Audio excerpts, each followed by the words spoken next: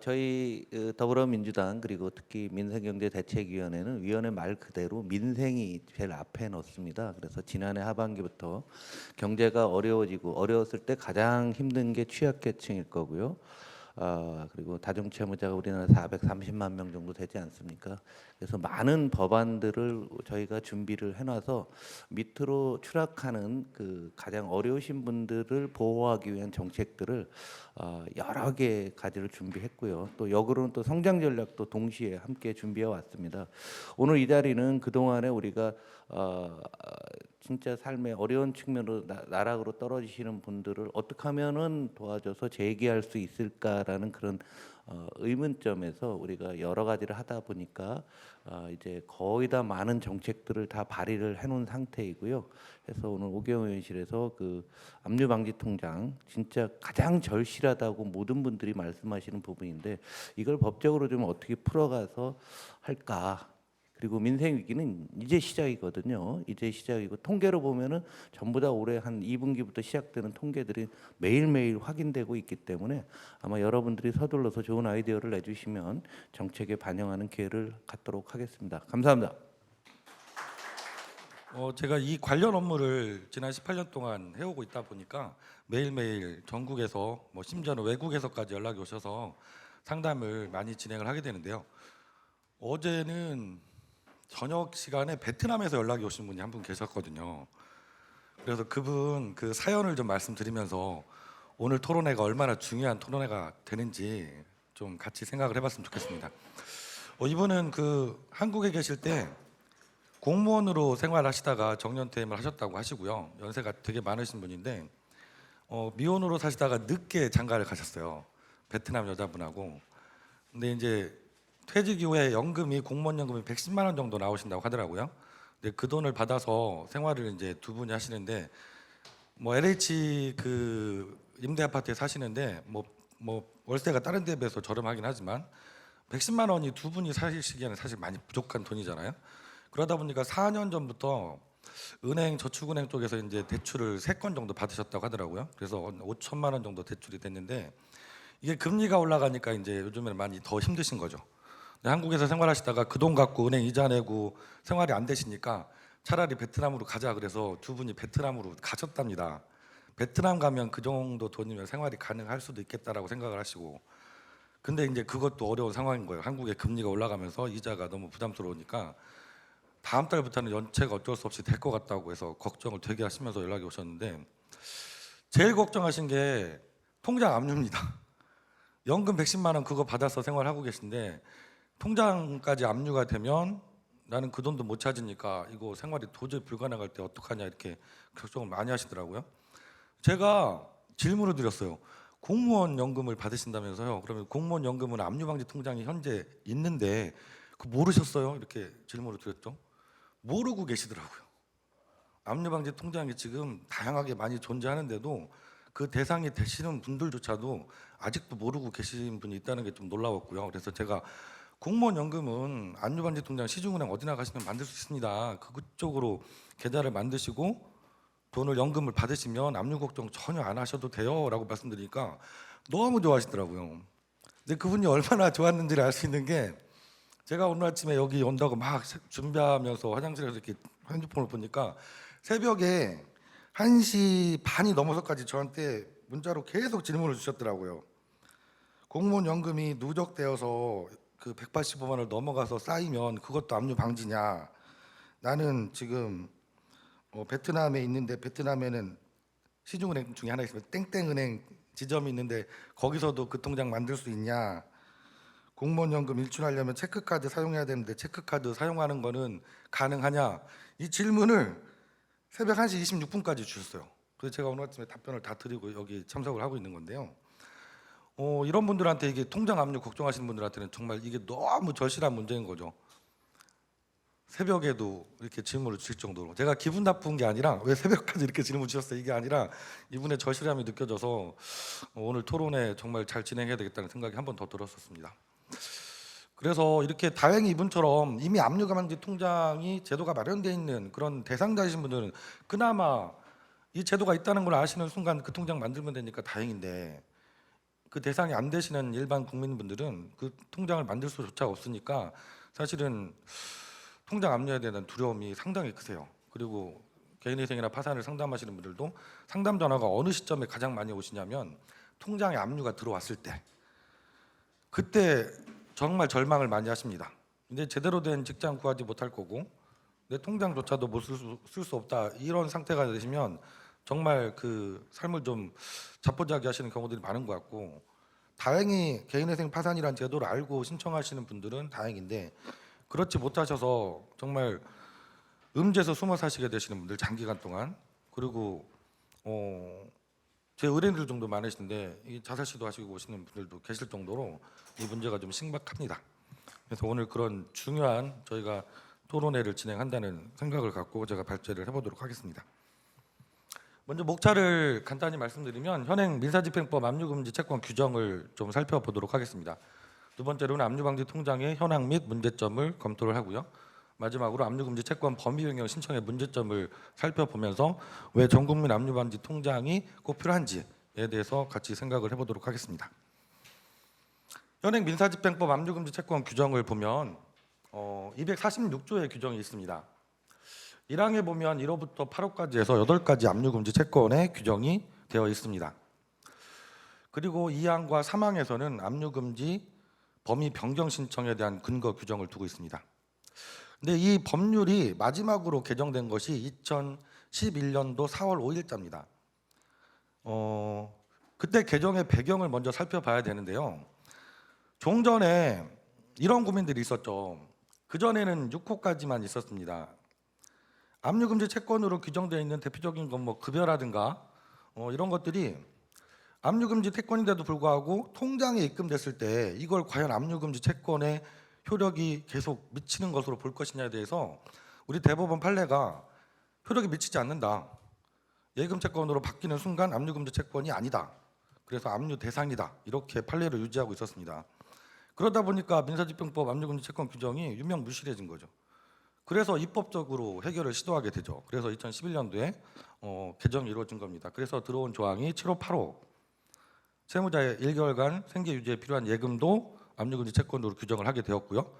2항이 새로 들어오게 되었습니다. 1호부터 7호까지 채무자 계좌에 압류금지 채권이 입금됐더라도 채무자가 신청하면 그 해당 부분의 압류 명령을 취소하여야 한다, 필요적 취소 규정으로 해서 2항이 들어오고, 원래 있었던 3항 압류금지 채권 범위 확장이나 축소하는 규정이 3항으로 이제 항만 변경이 돼서 지금 현행법이 유지가 되고 있습니다. 이거는 이따 그 전문가 여러분들과 토의를 좀 해볼 때 논의사항도 될 수 있을 것 같은데요. 현행 법률이 처음에 들어올 때 어떤 그 입법자의 의도가 있었는지를 제가 정확히 그 자료를 찾아보지는 못했습니다. 2항에서 1호부터 7호까지만 압류 명령을 취소하여야 한다라는 규정을 두고 8호 규정이 빠져 있습니다. 그래서 8호는 3항으로 지금 실무적으로 운영이 되고 있는 거죠. 근데 3항은 임의적 규정이죠. 법원에서 판단해서 취소할 수도 있고 하지 않아 줄 수도 있고, 그래서 이게 좀 입법적으로 개선이 필요한 부분이 아닐까 하는 좀 제가 실무를 운영하면서 고민이 좀 되는 부분이었고요. 현행 법률은 여기까지 살펴보고요. 다음에 보신 것처럼 그 대법원 판례 해석이 전에 그랬었기 때문에 뭐 민사집행법 개정도 이루어졌고요. 개정이 이루어지고 나서 각종 특별법에서 압류 방지 통장을 만들 수 있는 근거 규정들이 도입이 됩니다. 그래서 대표적인 게 기초생활 수급비를 받을 수 있는 행복지킴이 통장인데요. 이게 처음 만들어진 이후에 지금 국민연금 안심통장을 비롯해서 실업급여 지킴이 통장 등 다수의 압류 방지 통장들이 존재를 하고 있습니다. 개별 법률에서는 이 수급비를 지급할 때 수급자 명의 지정된 계좌로만 입금이 가능하도록 하고 있고요. 그래서 관리를 합니다. 왜냐하면 다른 돈과 섞이면 안 되니까 그 특정 용도의 그 돈만 입금이 가능하도록 관리를 하고, 지정된 수급 계좌의 예금에 관한 채권은 압류할 수 없도록 별도 규정을 둬서 압류 방지 통장을 운영을 하고 있습니다. 예시로 넘겨주세요. 행복지킴이 통장의 근거 규정, 국민기초생활보장법 규정을 한번 살펴보면요. 27조 2에서 급여 지급 방법을 규정하고 있습니다. 수급자 명의에 지정된 계좌로만 입금을 하여야 한다, 원칙적으로 이렇게 규정을 해서 수급 급여 수급 계좌를 만들어서 그 계좌를 사용해야 하는 것으로 하고 있고요. 지방자치단체가 실시하는 급여만이 급여 수급 계좌 입금되도록 관리를 하고 있습니다. 그리고 35조에서는 27조 2 1항에 따라 지정된 급여 수급 계좌의 예금에 관한 채권은 압류할 수 없다. 이렇게 규정을 두어서 압류 금지 통장을 운영을 하고 있고요. 그 이후에 다른 특별법에서도 이것과 거의 똑같은 규정으로 근거 규정들을 마련해서 지금 현재 압류 방지 통장을 운영을 하고 있습니다. 다음 넘겨주세요. 그럼 현행 압류 방지 통장의 문제점을 좀 생각을 해보면 개별 법률에 의해서 해당 수급권자만 압류 방지 통장을 개설할 수 있습니다. 그러니까 국민연금을 수령하시는 분이라든가 뭐 기초 생활 수급비를 수령하시는 분들, 실업급여를 받으시는 분들 이런 분들만이 압류 방지 통장을 지금 현재는 개설하고 사용할 수가 있으신 거죠. 그런데 이런 분들도 그 수급비 그 특정된 돈만 입금이 되고 다른 돈은 뭐 입금이 불가능하시기 때문에 좀 불편하시다라는 얘기를 하시는 분들도 많이 계시고요. 이러다 보니까 특별법에서 정하고 있는 이 수급권자를 제외하고 일반 국민들은 민사집행법에서 분명히 법률 규정을 두고 있는데도 불구하고 1개월간의 생계비로 보장받아야 되는 그 금액을 보장받을 수 있는 압류금지 통장이 현재는 없는 상태인 것이 문제입니다. 그래서 이런 분들은 아까 보신 것처럼 민사집행법 사망 규정으로 가서 압류금지 채권 범위 변경을 신청해야만 그 통장에 압류되어 있는 돈을 185만 원 한도 내에서 찾아서 사용할 수 있는 그런 것이 현실입니다. 그러면 다음으로 넘겨주세요. 지금 일반 국민들이 통장에 압류가 들어왔을 때 한 달간의 생활비 185만 원을 찾았을 수 있는 유일한 방법이 압류금지 채권 범위 변경 신청이라는 제도를 이용하시는 건데 이 제도도 현행 운영에 문제점들이 좀 있어서 제가 실무를 운영하면서 느꼈던 문제점을 좀 설명을 드려보도록 하겠습니다. 통장에까지 압류가 들어오신 상황에 처하신 분들이면 정말 뭐 연체된 지 뭐 기본적으로 압류라는 것이 가압류 들어오고 본안 소송 거쳐서 압류까지 가려면 몇 달 정도 걸리거든요. 그래서 연체가 몇 달 이상 이미 진행된 분들이고 장기 연체자들도 많으시죠. 그리고 뭐 압류라는 게 금융기관을 내가 하나만 쓰고 있는 게 아니라 다중 채무자이신 경우들이 많으니까 여러 군데서 막 들어오죠. 그래서 이런 분들은 정말 우리가 최소한의 생계는 보장을 받을 필요가 있는 분들인데 생계비조차 없는 분들인데 이 신청하려면 돈이 많이 들어요. 저도 이 일을 하고 있지만 돈이 어쩔 수 없이 들어갑니다. 거기다가 이제 서류도 준비해야 되는 양들이 많아서 준비하시는 게 어렵다고 하시는 분들, 특히 이제 이런 상담을 하시는 분들이 연세가 많으신 분들이 많으셔서 서류 준비하는 것도 어려워하시고요.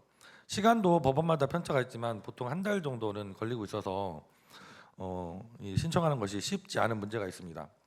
그리고 좀 전에 말씀드린 것처럼 압류가 한 건만 들어와 있는 분은 드물거든요. 보통 여러 건이 한꺼번에 들어와 있는 경우들이 많습니다. 장기간에 걸쳐서. 그러다 보면 이분이 주소를 뭐 이렇게 여러 번 옮긴 경우들도 있고 하면 관할 법원이 전국 법원으로 흩어지는 경우들도 있어요. 근데 법원마다 편차가 좀 심하거든요. 어느 법원은 보름에 해주시는 법원도 있지만 어떤 법원은 막 2달씩 걸리는 법원도 계셔서 이 통장 하나 몇십만 원 찾으려고 풀려고 했다가 전국 여기저기 법원에 신청해야 되는 그런 문제점. 사건별로 신청을 해야 되거든요. 한꺼번에 압류가 여러 건이라고 해서 한꺼번에 신청할 수 있는 게 아니라 각 법원에 압류법원에 사건별로 신청을 해서 취소 결정을 받아야 되는 그런 문제점이 있거든요. 근데 판사님들도 이게 판단하실 때 좀 다양하게 판단이 됩니다. 아까 보신 것처럼 임의 규정이잖아요. 취소하여야 한다가 아니라 생활 형편에 따라서 취소할 수 있다기 때문에 어느 법원에서는 취소 명령을 받았는데 어느 법원에서는 못 받을 수 있는 경우도 생길 수가 있어요. 그러다 보니까 문제점이 좀 더 커지고 있는 것 같습니다. 그리고 이 압류 범위 변경 신청은 법원의 압류 결정에 대해서만 신청이 가능합니다. 근데 압류라는 것이 법원 결정으로 채권자들이 압류 신청해서 들어오는 것만 있는 게 아니잖아요. 세무서에서도 할 수 있고 국민건강보험공단에서도 할 수 있습니다. 근데 이쪽은 법원 결정이 아니니까 이 제도를 통해서 해결이 안 됩니다. 그러니까 법원 결정으로 압류 취소 결정을 받았는데 뭐 그 다음 날 세무서에서 체납세금 있는데 압류가 들어왔다. 국민연금 건강보험 안 냈더니 그게 압류가 들어왔다. 그럼 어차피 그 통장 못 쓰는 거죠. 그래서 이 부분도 좀 실무상 문제가 있는 부분이고요. 가장 큰 문제라고 느끼는 것은 법원 결정을 받아도 이게 일회성입니다. 한 번밖에 그 돈을 못 찾아요. 그 통장을 계속해서 매달 185만 원까지 입금도 받고 185만 원까지 출금할 수 있는 것이 아니라 일회성으로 한 번 그 돈을 찾으면 그 결정문을 들고 다음 달에 또 은행에 가도 은행에서 주지 않습니다. 물론 예외적인 건 있습니다. 생활비가 아니라 급여인 경우 내가 직장을 다니면서 매달 급여로 급여를 받는 통장이 압류된 경우에 법원에 압류 범위 변경 신청을 하실 때 내가 급여 통장이다. 그래서 매달 급여를 일금 받아야 된다는 걸 소명을 잘 하시면 결정문에 매월 취소한다라는 문구를 붙여주셔서 매달 그 결정문을 사용할 수도 있습니다. 근데 이제 대부분의 분들이 신청하고 계시는 1개월간의 생활비 때문에 신청하셨을 때는 이 매월이라는 문구를 붙여주실 수가 없기 때문에 일회성으로 끝나고 있습니다. 결론적으로 말씀드려 보면 현행 제도상에서는 통장이 압류가 됐을 때 1개월간의 생활비를 보장받을 수 있는 방법이 그나마 존재하는 것이 압류금지 채권 범위 변경 신청인데, 이 제도를 실제로 그런 상황에 처해 계신 국민분들께서 이용하시기는 문턱이 너무 높다, 그런 문제가 있고요. 그래서 압류 방지 통장 개설의 필요성이 절실하다라는 생각이 듭니다. 이상으로 발제를 마치도록 하겠습니다. 감사합니다. 오늘 그 전국민 압류 방지 통장에 대한 이제 그 현실 파악과 그다음에 그에 대한 제도 개선의 가능성을 논의하는 것은 어찌 보면 주제가 되게 작은 주제일 수도 있는데 그러나 매우 실질적인 변화가 필요한 지점들이라고 생각을 해서 토론을 개최했습니다. 특히 최근 짧은 시간에 3% 가까이 기준금리가 인상되고 그 기준금리 인상에 따른 그 효과가 전 국민들, 특히 변동금리를 사용하는 많은 분들이 전가가 되고 있어서 다종 채무자, 한계 채무자라고 표현되는 그런 채무자들이 요즘 생활의 어려움들을 실제 겪을 것 같고, 이걸 모든 문제를 채무자 개인의 탓으로 다 돌릴 수 있을 것인가, 또는 그 상황으로 방치하면 되는가에 대한 사회적인 토론이 필요하다고 봤습니다.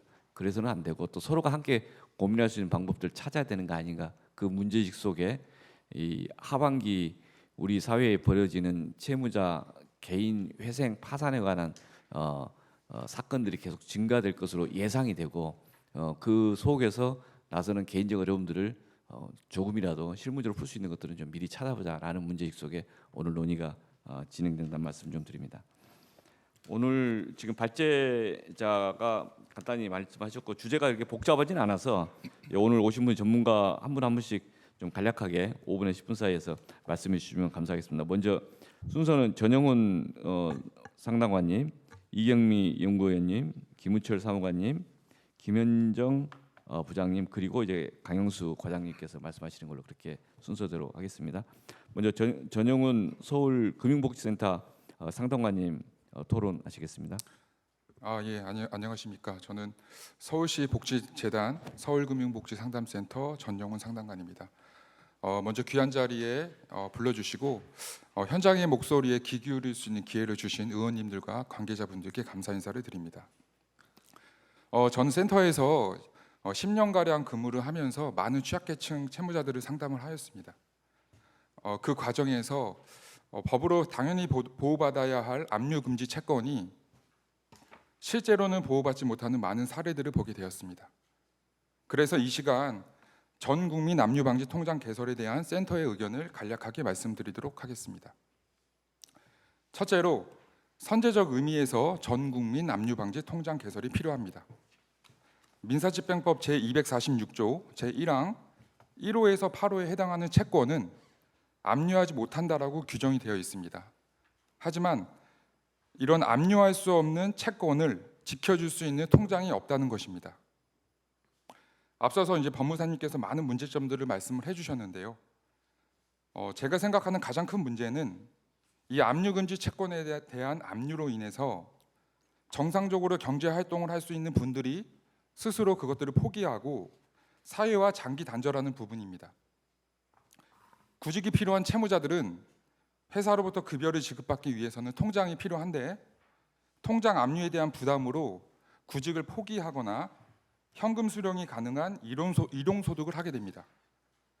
2019년도 서울회생법원 통계 자료를 보면 연체된 파산 상태에서 파산을 신청하기까지의 기간을 조사해 본 결과 6년 이상 된 응답자의 비율이 37%, 11년 이상 된 응답자의 비율이 25%, 심지어 21년 된 응답자의 비율은 5%로 집계가 되었습니다. 현장에서도 1998년 IMF 때 파산 상태에 있다가 파산 면책을 신청하기 위해서 센터로 내방하시는 분들을 종종 보게 됩니다. 그분들에게 왜 근로활동을 통해서 개인회생을 하셨다면 재기하는 시점이 좀 더 단축되었을 텐데 왜 그렇게 하지 않으셨습니까? 물어보면 개인회생을 신청하려면 근로를 해야 되는데 통장 사용을 자유롭게 하지 못하기 때문에 재기를 포기한 채 살아오셨다고 하시는 분들이 많습니다. 저는 이 부분이 가장 큰 문제라고 생각을 합니다. 재기를 위해서는 최소한의 부분을 보장을 해줘야 되는데 법으로 마땅히 보호받을 수 있는 금원조차도 현실적으로는 보호받을 수 없다는 점입니다. 그로 인해 채무자들이 수년간 사회와 장기 단절하게 되고 결국에는 채무자뿐만 아니라 채권자에게도 그리고 사회적으로도 큰 손실이 있게 됩니다. 저희 서울금융복지상담센터는 개소한 지 올해 10년이 되었는데요.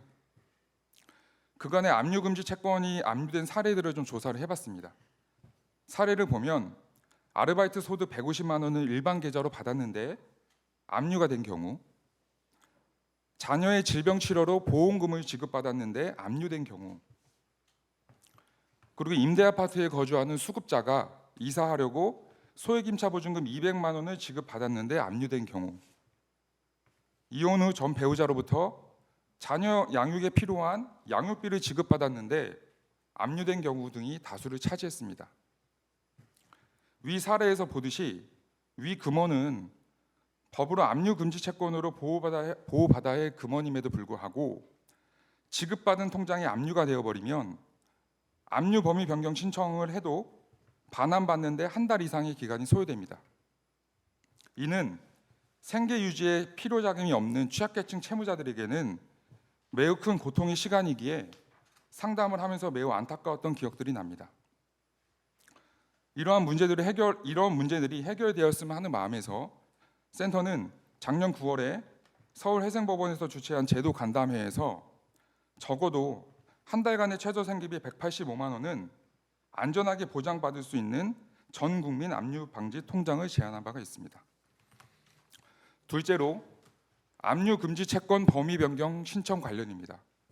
앞서서 법무사님이 말씀해 주셨는데요. 압류 금지 채권 제1항 제1호부터 7호는 채무자의 신청에 따라 취소하여야 한다라고 규정이 되어 있습니다. 반면에 제8호 한 달간의 생계에 필요한 예금의 경우에는 채무자의 생활 형편, 그 밖의 사정을 고려해서 압류 명령의 전부 또는 일부를 취소할 수 있다라고 되어 있습니다.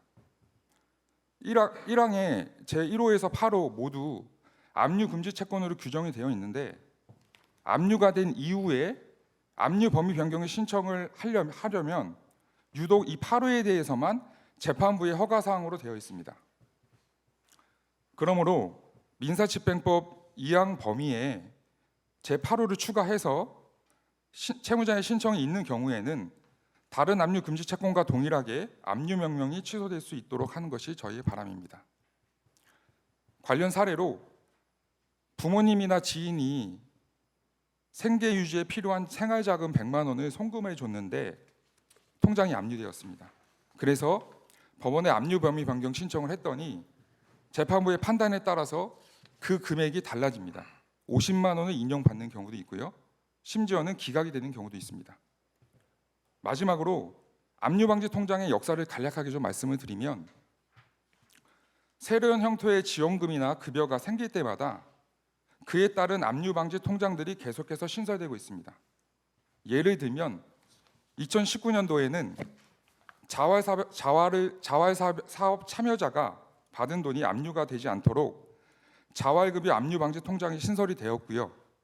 2020년에는 코로나19로 인한 긴급재난지원금이 압류가 돼서 초기에는 수급비만 받을 수 있는 압류 방지 통장으로 받을 수 없도록 되어 있었습니다. 그래서 후속 조치로 압류 방지 통장으로 지급할 수 있도록 허용한 사례가 있었습니다. 그렇다면 향후에도 이런 성격의 지원금 또는 급여가 계속해서 지급이 될 텐데 압류 방지 통장을 그때마다 신설이 되어야 된다면 사회적 비용이 계속해서 발생할 수가 있고 무엇보다도 그 기간 동안 취약계층 채무자들은 또다시 생계에 어려움이 생길 것입니다. 매년 5월에서 근로자녀 장려금을 신청을 하는데요. 6월에 이제 곧 지급을 받습니다. 저는 예상할 수 있는 부분들은 6월에 분명히 또 법으로 정부에서 준 그 자금들이 압류되어서 한 달간 생계에 필요한 자금으로 써야 함에도 불구하고 또다시 압류 범위 변경 신청이라는 허들에 막혀서 생계의 위협을 받을 수 있을 것이라고 생각을 합니다. 그래서 저는 이러한 부분들이 재발되지 않도록 전국민 압류 방지 통장이 신설되고 통합적으로 운영되기를 기대해 봅니다. 이상 토론을 마치도록 하겠습니다. 금융채무 연체자가 증가함에 따라 이들의 기초생활도 보장되지 못하는 경우를 대비해서 압류 방지 통장을 개설하려는 그 정책 재현 취지와 그 제도 전반에 대한 필요성에는 굉장히 적극적으로 동의를 합니다. 특히 법이 정한 수급자 이외에 채무자의 1월간 생계 유지에 필요한 예금 보존이 필요한 사람들은 뭐 개인 회생이나 개인 파산 신청을 고려한 사람들일 텐데 이들은 뭐 잠재적 파산 상태인 사람이라고 할 수 있는데 이들이 그 주된 대상이 될 것이라고 여겨집니다. 이들을 보호하는 데 있어서는 그 압류 방지 통장을 개설을 하는 것이 의무적으로 개설하는 것이 유효한 보호 수단이 될 수 있을 것 같습니다. 사실 저도 이번 토론회를 준비하면서 압류 방지 통장이라는 게 있다는 것을 처음으로 알게 됐는데요. 발표자분께서 서두에 말씀해 주신 것처럼 압류 방지 통장이 있다는 것을 지금 현재 제도가 마련되기 전, 전 국민을 대상으로 마련되기 전에 지금 현 시점에서 전 국민에게 알리는 것이 우선되면 현행 제도를 좀 더 활용하고 지금 당장 그 적용 대상이 되는 분들에게 도움이 되지 않을까라는 우선 생각이 들었습니다. 압류 방지 통장 개설 대상자 범위 관련해서 그 본 토론에서는 그 전 국민을 대상으로 해서 그 의무적으로 그 압류 방지 통장을 개설하는 것으로 그 취지를 이해를 했는데요. 그 전 국민을 대상으로 한다는 그 적용 범위에 대해서 약간 궁금증이 생겼습니다. 그 필요성과 효과성, 그 효율성에 있어서 어떻게 생각하시는지 그 부분이 좀 궁금했고, 만약에 고려하시는 방법이 압류 방지 통장을 전 국민 상대로 의무적으로 개설하는 경우라면 모든 국민이 금융채무 연체자가 아니고 또 압류 방지 통장 개설이라는 별도의 절차에 소요되는 시간적 물리적 비용에 대해서는 또 어떻게 생각하시는지, 또 만약에 의무적으로 통장이 개설하게 될 경우에 휴명 계좌가 또 증가할 가능성도 있게 될 텐데 이 관리 비용 등의 문제가 있지 않을지에 대해서도 조금 궁금증이 생겼습니다. 추가적으로 궁금증은 그 구체적인 제도와 방법으로 특별법 제정을 고려하시는 건지 아니면 기존법 개정하는 방법을 고려하시는지도 궁금했습니다. 이미 아까도 압류 금지 채권이 이미 있음에도 불구하고 압류가 되는 상황인데 관련 보호 장치가 있음에도 불구하고 제도가 제대로 운영되지 않아서 생기는 실무에서 문제점들이 많은 것 같습니다. 모든 제도나 정책이 좋은 취지로 제언되고 있지만 구체적인 운영 실무에서 문제가 되는 경우가 많은 것 같습니다. 따라서 그 압류 방지 통장의 악용 남용 사례가 없도록 관련 처리 비용을 고려한 효율적인 제도가 구체화되기를 기대합니다. 네, 이상입니다. 압류 방지 통장을 만들어서 그 채무자와 그 가족의 최소한의 생활을 보장하는 데에서는 입법 취지나 제안한 거에 대해서는 적극적으로 공감합니다. 다만 이게 지금 전 국민을 위해서 압류 금지 통장을 만들어야 된다는 그런 제도인데 이에 대해서 구체적인 그 사항들이 발췌 자료라든지 그 내용이 없어서 제 나름대로 고민한 바를 말씀드리자면 압류 방지 통장 개설 관련해서 국가기관이 적극적으로 개입해서 해야 될 건지, 또 채무자 본인이 그 통장을 만들어서 어떻게 운영을 해야 되는지, 그리고 1인 1통장인지 통장 개수 등, 그리고 통장 개설의 시기, 그러니까 압류가 있을 것을 대비해서 압류 발생 전에 하는 건지 후에 하는지, 그리고 또 압류 명령이 발효해지고 나서 그 통장에 최저 생계비보다 적은 금액이 입금되었을 경우에 또 다른 통장에 또 계좌가 입금이 되었을 때 요거에 대해서 어떻게 해결할 것인지, 나 통장에 최저 생계비보다 더 초과 부분이 있을 경우에 그 부분은 어떻게 하시는지에 대해서 충분히 논의가 있고 법적인 그런 부분을 충분히 논의한 후에 그런 방안이 마련해지면 그 방안에 대해서 적극 한번 검토해 보도록 하겠습니다. 그래서 감사합니다. 이번 전 국민 압류 방지 통장과 관련해서 우선 은행권에서는 은행연합회 주관으로 각 은행의 의견 취합이 있었습니다. 그리고 은행들이 그 다양한 의견들을 냈는데 그 내용은 약 2가지 정도로 모아집니다. 첫 번째는 전 국민 압류 방지 통장을 도입하기 전에 우선적으로 압류 방지 채권 범위 변경 제도의 개선이 우선적으로 필요하다는 의견입니다. 예금에 대한 압류는 채권자의 권리 보호와 채무자의 최저 생계를 모두 고려해야 하는 점과 전 국민 압류 방지 통장 제도 도입에 따른 사회적 비용들을 감안시 압류 금지 채권 범위 변경 절차 간소화 등의 제도 개선이 먼저 선행한 후 필요시 압류 방지 통장 마련 여부에 대한 추진이 필요할 것 같습니다. 두 번째 의견으로는 만약 전 국민 압류 방지 통장을 도입하게 된다면 입출금 거래 제한이 있는 별도의 계좌 개설이 필요하다는 의견입니다. 급여, 연금 등 압류 금지 채권 해당 금원은 채무자의 다른 예금과 분리 관리되지 않을 경우 해당 금전의 압류 금지 효력이 상실되므로 압류 금지 채권 해당 금전만이 입금, 출금되는 거래 제한 계좌의 별도 개설이 반드시 필요합니다. 또한 전 국민 압류 방지 통장의 경우 월 입금액을 최저 생계비 이내로 제한하고 계좌 잔액 또한 최저 생계비 이내로 관리하도록 상품을 만들어야 합니다. 더불어 상품 설계 시에는 전 국민 압류 방지 통장의 계좌 수는 1인당 전 금융기관 1개로 제한하고 이런 계좌 정보를 전 금융기관 및 법원이 공유하는 시스템 도입 또한 필요합니다. 그 이외의 은행권 의견으로는 현재 최저 생계비를 법원에서 판단 시 채무자로부터 전 은행의 계좌 잔액이나 각종 가세 증명 등 다양한 서류를 진구하여 종합적으로 판단하는 것으로 알고 있는데 그런 판단을 은행은 그 역할을 할 수 없다는 점, 그리하여 모든 국민이 본인의 재산 수준을 막론하고 본 통장 개설을 통해 도덕적 해이가 발생할 우려가 있으니 생계비 압류 방지 통장 개설 가능자에 대한 제한이 있어야 된다 등의 은행권 의견이 있었습니다. 이상 발표를 마치겠습니다. 어떻게 보면 저희가 이제 그 은행법이나 금융법 체계 내에서 참 다루기는 이제 힘든 분야고 어떻게 보면 이런 부분에 있어가지고 어떤 식의 제도 개선이 마련된다라면 당연히 금융당국으로서는 은행권 등과 협의를 해서 이제 그 뭐 충분하게 이제 뭐 국민들이 이제 압류 방지 통장을 할 수 있도록 하는 부분에 대해서는 열심히 이제 해야 된다고 생각을 하고요. 어쩌면 지금 저기 토론하신 분들이 얘기를 그리고 발제 저 얘기 다 들어보니까 어떻게 보면은 이제 그 제도 개선도 가능하지 않겠냐라는 생각을 해봅니다. 첫 번째는 아까 말씀해 주신 것 중에서 제일 첫 번째는 금융기관의 채무와 관련된 압류는 어떻게 채무조정 이제 조정 프로세스라는 게 있기 때문에 거기서 뭐 조정 들어가게 되면 압류 자체가 돼 있지 않기 때문에요.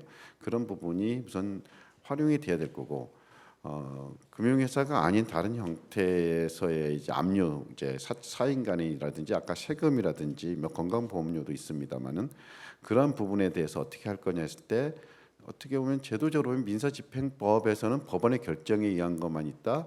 세금하고 안 된다라고 했으면은 어떻게 보면 우리는 지금 제가 생각에는 민사집행법의 틀을 벗어난 제도 개선을 생각을 해야 되지 않나. 첫 번째는 그 생각이 들 거고요. 범위라는 측면에 있어서. 두 번째는 이제 보면은 1호에서 7호, 8호의 이슈에서 뭔가 그것을 넣으면 된다 안 된다. 결과적으로 이게 뭐 어떻게 보면 그런 식의 논의보다는 뭐 이제 은행 쪽에서 얘기했습니다마는 어떻게 보면은 이제 185만 원 뭐 대통령 정해지겠습니다마는 그러한 부분에 대해서는 어떠한 채권자도 이제 압류하지 못하게 하는 게 핵심이지 않습니까? 그러한 식의 제도. 두 번째는 그게 중요한 것은 사후적인 채무자의 신청이 아니라 사전적으로 압류하지 못하게 만드는 것 자체가 분명히 중요할 거고요. 이러한 내용을 어떤 식의 담은 어떤 식의 제도법을 이제 그 민사집행법에도 불구하고 어떻게 보면은 만들 수 있지 않을까라는 생각을 하고요.